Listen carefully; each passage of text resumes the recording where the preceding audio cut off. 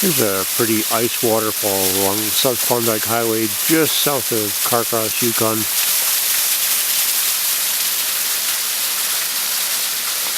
Quite remarkable to still have water flowing in early December and hardly any snow.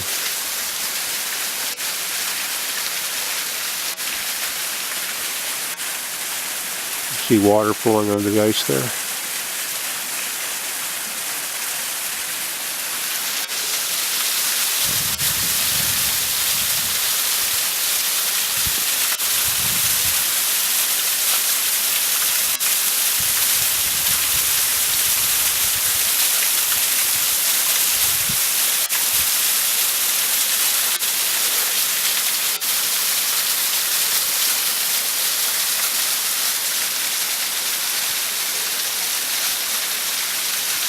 It goes up to 7,200 foot Montana Mountain up there, 5,000 feet above where we are right now.